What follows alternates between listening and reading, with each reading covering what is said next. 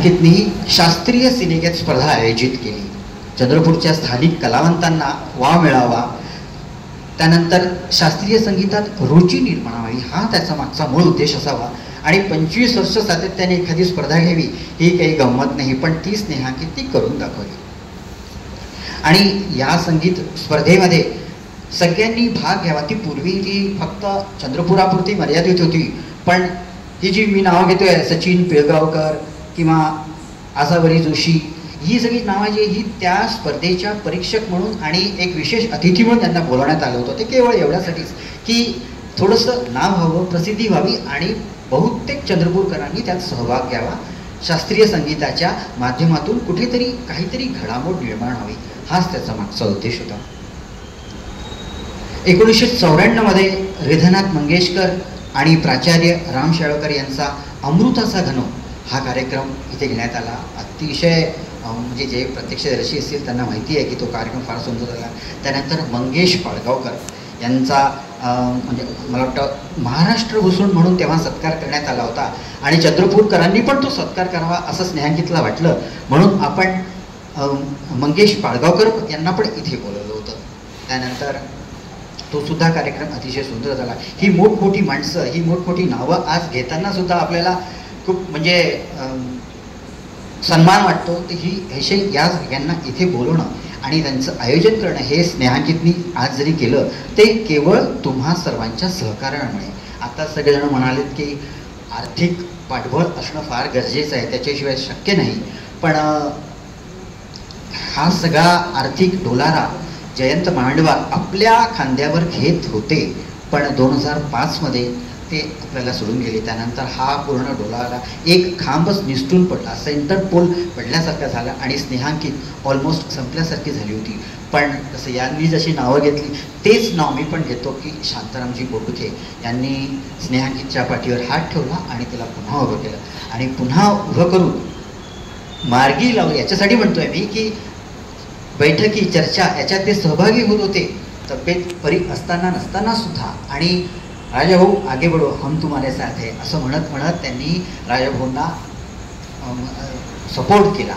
आणि त्यानंतर स्नेहांकितनी याच धर्तीवर सगळे कार्यक्रम आयोजित केले. चंद्रपूर भूषण मागच्या काही बऱ्याच वर्षापासून आम्ही स्नेहांकिततर्फे चंद्रपूर भूषण हा एक पुरस्कार देत असतो. तो एवढ्यासाठी की चंद्रपुरातली माती, चंद्रपुरातला माणूस हा जर का चंद्रपूरच्या बाहेर जाऊन काही नाव करतोय, नावलौकिक करतोय, चंद्रपूरचं नाव त्याला रोशन करतोय असं म्हणूया, अशा माणसाचं कौतुक चंद्रपूरकरांनी करायलाच हवं.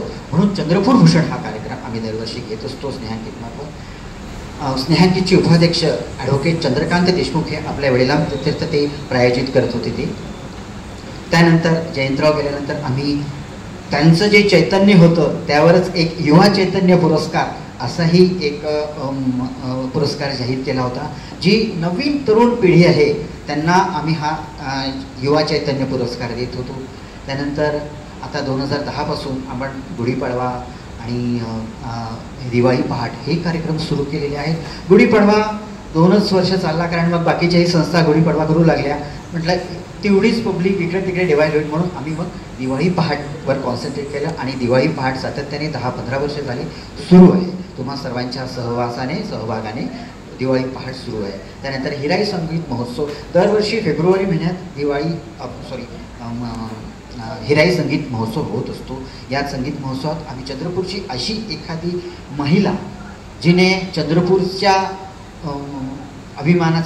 चंद्रपूरच्या इतिहासात अभिमानाचा तुरा रोवलेला आहे अशी एखादी महिला असेल तिला आम्ही राणी हिराई पुरस्काराने सन्मानित करत असतो. हे सगळे उपक्रम केवळ करायचे हे फक्त आणि फक्त चंद्रपूरचा सांस्कृतिक चेहरा हा उजळून निघावा म्हणून. आता उपक्रम तर झालेच इतके, पण आता अपेक्षा.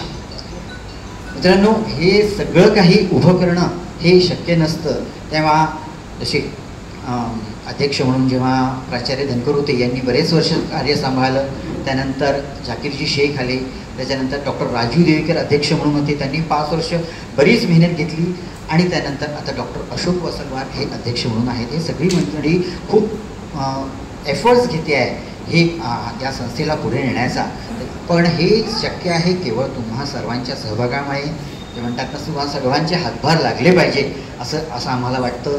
तर काय म्हणतात, हा एक जगन्नाथाचा रथ आहे असं समजून तुम्ही सगळ्यांनी हातभार लावावा. कारण भारतीय संगीत क्षेत्राचं संवर्धन हेही एक पुण्याचंच काम आहे आणि ते तुम्ही आम्ही सर्वांनी मिळून करावं असं मला वाटतं आणि तुमच्या शुभेच्छा घेतो.